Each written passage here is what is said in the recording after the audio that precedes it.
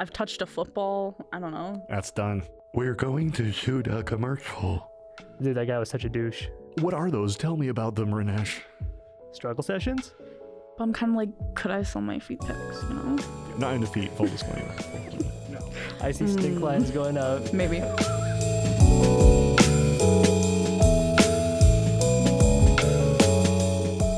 Hey there, I'm Leanna Bresson, the online editor for the Griff. And I'm Zach Defoe, the digital content editor for the Griff. Welcome to the Griff After Dark. It is a weekly recap of all things Griff, McEwen, and downtown Edmonton. Today we are joined by, drumroll please, Oh! Mr. Raynesh Ram! Hi, thank you. Thank you for having me. I'm so happy to be here. I am the research editor at the Griff, and it's my first time chilling with the Griff After Dark, so. You're fired. Unacceptable intro. That was a tame little intro. Tame. Don't worry, it's gonna get a lot fucking worse. Oh no, shit.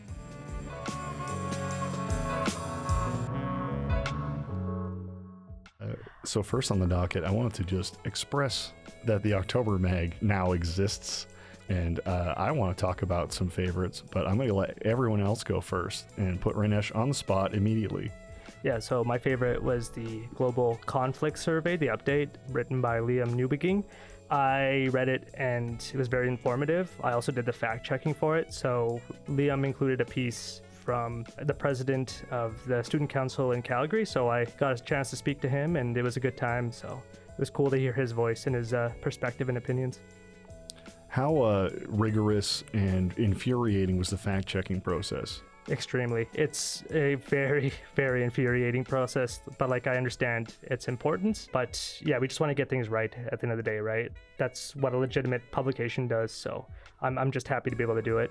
The Global Conflict Survey, how would you rate it on a scale of 1 to hell on the fact check-ometer? It wasn't too bad. I would say it's probably purgatory level. There's worse and more intense articles. Yeah. What's the worst?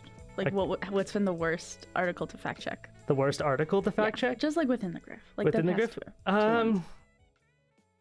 Now I'm on the spot. We will judge you for your answer. You know what? I'm going to say none of them were the worst. They were all equal. They're all unbaptized baby level. At least I know I'm not on that list. So how about you, Leanna? What was your go-to October Griff mover? It was definitely Amanda Erickson's Brain Rot Linguist. I was in the room when she was doing all the research for it, and I was like, I don't understand any of these fucking terms. Skippity Riz? What does that mean? Ohio? What the fuck? What? Like, I don't understand. I'm 23, almost 24, unfortunately. But like, who the fuck came up with this shit? Gen Alpha. Gen Alpha can suck my dick. Gen Alpha can skibbity my Riz. I called dibs on this early. Rebecca Lynn's Bear article is a wild journey into the heart of Stuart Steinhauer's like long-term spiritual journey in developing, cultivating a relationship with rock grandfather, rock grandmother as like the inspiration for choosing stone and then going to all these sweats and doing all these fasting ceremonies. Just the journey and him talking about it and what that creates and what that produces. Creating art as a spiritual act, a deeply spiritual act, deeply meaningful act. And then it sits here inexplicably at McEwen. This is vibing, and it's an easy thing to overlook, but that full 2-page spread of that whole journey is incredible to me. Especially, I'm happy we were able to include it in the magazine right after TRC Day. It's 3 pages. It's 3 pages. It's a 2-page spread plus 1. Quick topic switch. There's a better transition. Hold on. You can transition. Go Okay, on. cool. Yeah. You mentioned artwork. Yes, Leanna, I spoke of artwork. What do you have in mind of talk next? The MAVEN gallery is coming up. Yeah, what is that, Leanna? That's a great question, Zach. It's Describe it to me in detail. Yeah, I'm actually very curious too. So. Oh, like genuinely? Yeah. I'm genuinely curious. Genuinely curious about it? Yeah. Okay, so it is a gallery that's coming up. It starts October 7th, so next week. And so it's called Reclaiming Power, the Art of Radical Love and Self-Expression Art Gallery. Long title. That's why I could not remember it. But it's for MacEwan's Consent Action Week. And a lot of people across MacEwan, they brought in artwork. So videos, audio, there's literally paintings. I think people crocheted. I'm not 100% sure.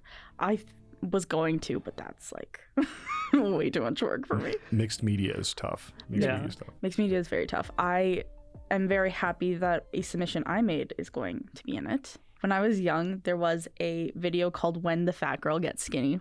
And it's like voiceover and then a bunch of like smaller shots. And I really admired the way it worked. And it kind of inspired me to make a video of my own like that. So that's exactly what I did.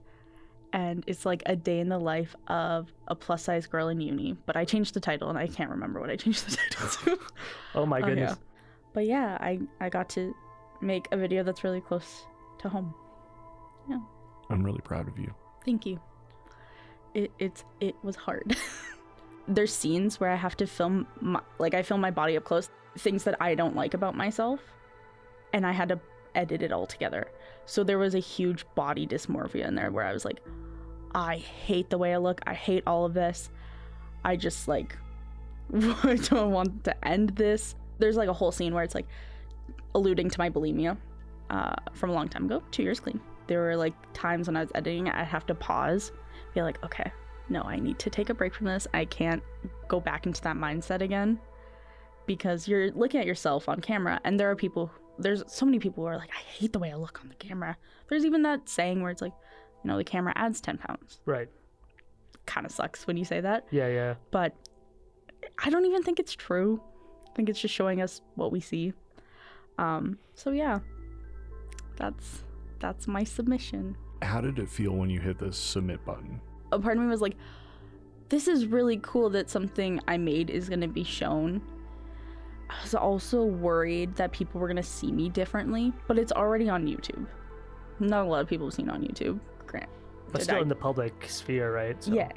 It's just now people literally for 1 week can go in and see me being in such a vulnerable state. Right.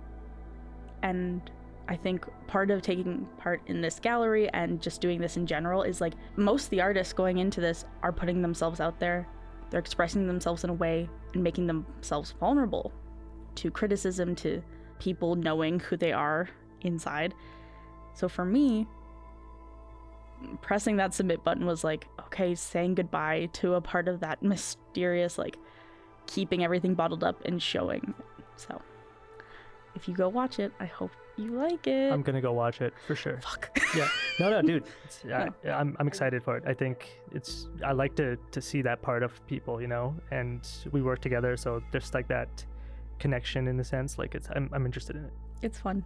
What is your hope that people who go to experience your piece, what is your hope that they take away from it?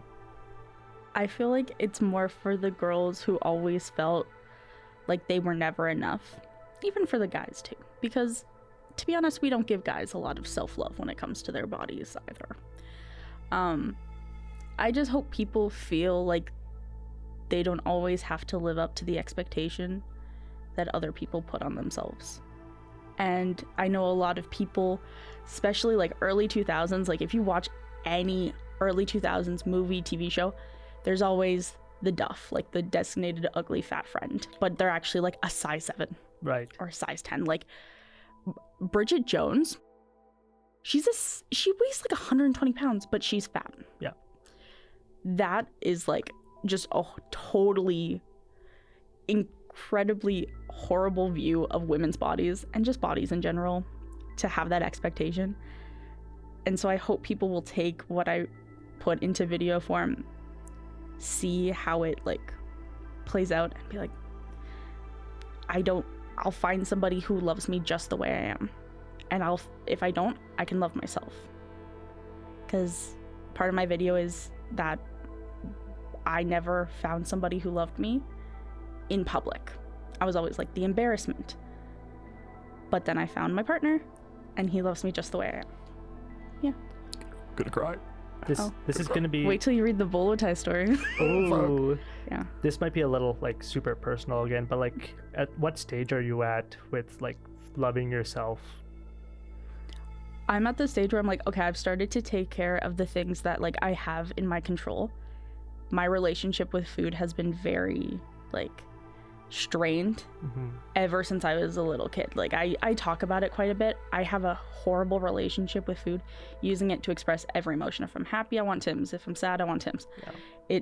If I'm bored, I want Tim's. Yeah. If I have to go to work, I'm getting a coffee. Right, like, right. There's always like, I need food to move throughout the day. So part of that is working on that part, and then I can move forward in shaping my body and who I am to be what I'm happy with and to feel better. Because I'm not unhappy with the way my body works, but there are things that I'm like, yeah, I would love to do it. I've also gotten used to going to the gym. I hated going to the gym because I don't like weights. Yeah. They suck. They're too heavy. Right? They're too exactly. They're too Why are heavy. they so heavy? Yeah. And I'm like, oh, I have to count and do exercise. I can't multitask. Yeah. Sweaty math. Right? I'm like, cardio sucks. Yeah. But I take a book. Take my little Kindle, set it up, 20 minutes goes by like that, and I've moved a little bit. Plus it helps me get at my ADHD energy. I'm very happy that you're at a place that you can do the work and direct the work to something that makes sense for you and doesn't hurt you. It depends how fast it goes. I mean, you know what I mean. Like, it's not explicitly damaging, and it's something that's a part of you rather than something that is trying to transform you in a way that moves you further away from yourself. If that makes sense. Yeah. Or is that just crackhead talk? I don't fucking know. Dude, that's Zach head talk. Should have smoked so much Zach before I came here. Like your zine article. Zine?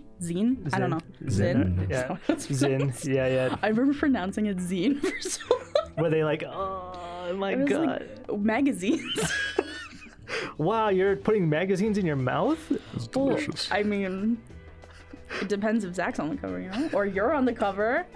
Yes. I'm the spooky tip. Yeah. So I'm very happy to be there. Yeah. We scouted like 3 or 4 locations, but the clock tower. And we talked to a professor, and he was like, don't use the fucking clock tower. Or at least Amanda talked to a prof about like... Oh, Jason, yeah. Yeah, okay, I'm going to say it. Jason mentioned like there's too many people taking pictures of the fucking clock tower, but I think we used it in a cool way. Oh, yeah. Yeah. I think there was like... I mean, the cover looks sick. And it sort of reminds me of... Johnny Depp. Edward Barber Scissorhands. movie. Oh, Edward Scissorhands? Barber movie Yeah. extreme. It was like any Tim Burton movie ever. Yeah. Yeah, it reminds me of Edward Scissorhands when he's in like that big room. That's where he gets stabbed or whatever. Oh, yes. Yeah. The stab room, yes. The stab. Oh, room. where Vincent Price gets stabbed, you mean? Maybe. Somebody gets stabbed. Yeah. No, isn't it?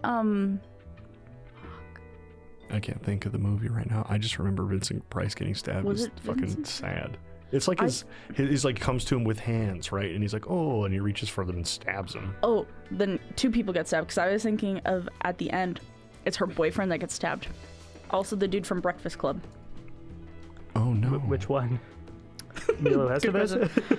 Anthony Michael Hall Breakfast man gets yeah. stabbed. Oh, plays like the jock. I'm like, the Yawk. that was bad casting, guys. Look at him. The jock. Jock. What does he play? Fucking badminton. I feel like we're gonna anger so many people. It's gonna be like, that's not what happened. Whatever. Yeah. This is on the cusp, you know, like we're just going off our minds. So Yeah, please comment. Please do more engagement on this post if you disagree. True. Or if we got the plot wrong. Speaking of getting the plot wrong, or very right in this case, Raynesh, what do you want to talk about today? I know it's been like on all of our minds at the Griff. I really want to talk about food insecurity and financial insecurity that university students face. I've been in university for, I want to say, like 10 years of my life. So going to university as a freshman, I was so fucking poor, like so poor. There'd be days where I wouldn't eat, and there'd be days where like I would honestly just steal like condiments or like sugar or shit and just eat that and just like go through the day that way. So have either of you had experiences with any of that sort of insecurity? Well, I know through like previous conversations with you, you and I both grew up, I think, almost around the same level of like poverty. And I think there's just a ton of shame with not being able to sort of meet those needs. And I think that more people should talk about accessing resources now. Frankly, the inflation is fucking unfair. Yep.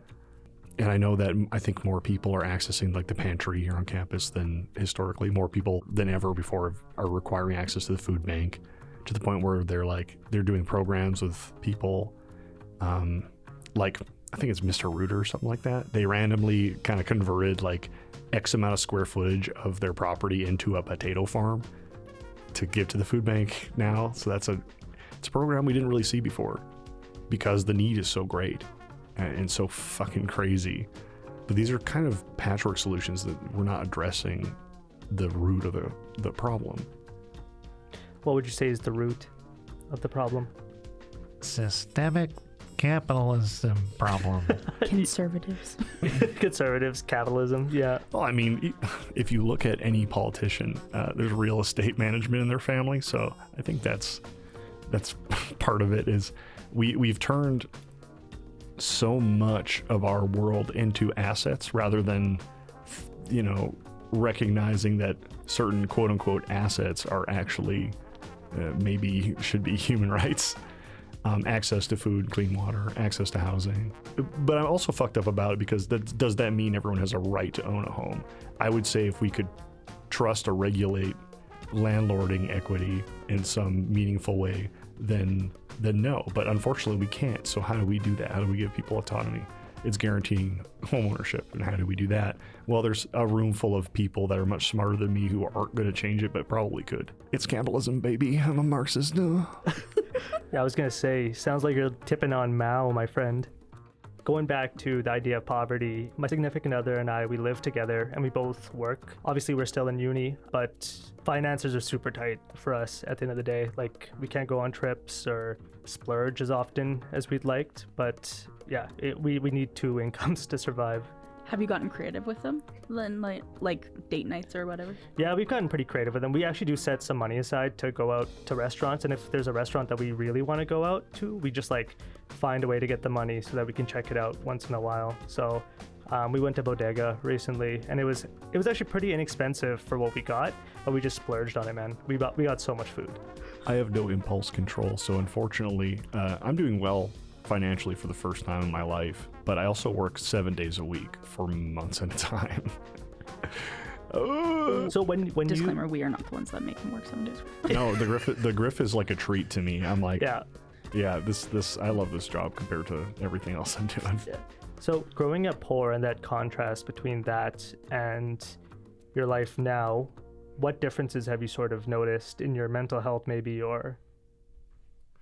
I can sleep more than 3 hours at a time without checking my bank balance. Yeah. The first marker, I think, of jumping over the poverty line is that you don't have to check your bank balance. You know that you're gonna be okay. You just know that your needs are more or less going to be met. You might have to time stuff like your paychecks come in at X, Y, but you don't have to worry. You don't have to think about it. And I talked to my, I don't know if I can call them my ex-partner. We're not really apart. They moved across the country. There's some Zachlo for you. Little sprinkles here and there of Zach's life. Dude, every time you do that, you tell a little bit of your life. I'm like, I want to know more about this guy. I feel like I need a character sheet. What level is he at? What class is he now? A multi-classing rogue and bard. I don't know.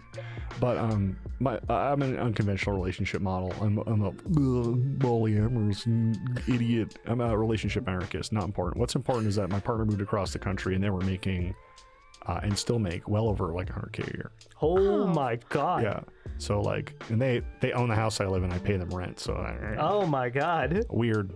If you don't mind me asking, how like you like live in a house like a I live in a house that was built in 1941 in Ritchie, Edmonton, Dude. Alberta. I don't think you should Oh give us my- your full address. Yeah, But what's the alright. number? I live on 9843 Bro. 78th Ave Northwest. I have many guns. Come and steal them. Come take them from me with your soft hands, liberals. What's the postal code? T6E1N4. You know Tango your 6 post, Echoes, dude. 1 November 4. Come over. I'm very lonely. Dude, I imagine him just like standing outside ready to fight someone if they come to his house. What the hell were we talking about? Oh, yeah. Poverty. And yeah. like, and I was talking to them one day, and I was like, when's the last time you checked your bank balance? Because they're like stressing about money all the time. But I'm like, when's the last time you checked your bank balance? Oh, I never check it. And I'm like, what? That was incomprehensible to me. And now I'm sort of getting to that point. I'm not rich. I think this year I'm going to make like 40 or 50K. I'm thinking of a future where I make 60 to 80. Those are the numbers I tell myself. And I'm like, that is an incomprehensible level of wealth to me. Yeah. And I'm like, Jesus fucking Christ. There's people who make millions though Yeah. in a year. Yeah, it's In a month. it's vile. I don't understand it. I was at Circle K the other day and I was like, I want sour cream and onion ruffles. $7. Dude.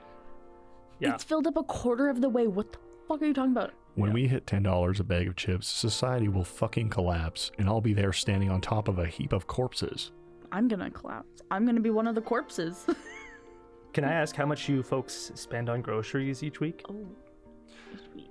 I have no impulse control, so I eat out a lot. Wait, are we counting $7,000 a week for Zach. Are we counting eating out? Does Tim's count? No, just groceries. Oh, itself. just groceries? Yeah. Does Like, eating out. counts? Yes, it does. okay. I spend like $80. Really? Yeah, That's pretty affordable. yeah, and like, we eat a lot out a lot. Or like craft dinner and ramen, and I have a Costco membership, so like we stock up on bulk. And I'm not gonna lie, we spend most of that on pop. Hey, Like, yeah. And then milk. I'm lactose intolerant, so I get fucking dairy-free milk. That's $8. that's wild, my friend. Like the Yeah. Dairyland lactose free. Yeah. Yep, that's the exact one. $8, and I'm like, fuck me. They don't want the lactose intolerant people to win. Just let me. I just don't want to die when I get to school. Yeah. Imagine dying in this economy. Yeah. Wow. Even that. I mean, Rebecca Reeves talks about it in one of her articles. It costs a lot to die. Yes. It's yeah. fucking expensive to deal with a corpse. Just throw me in the ocean and call it. Like, Just burn me, cremate me. I don't give a shit. Fuck Done. it. Right now? There's Yeah. a button there's a cremate button in the studio actually. I'm gonna press it right now. Oh my god.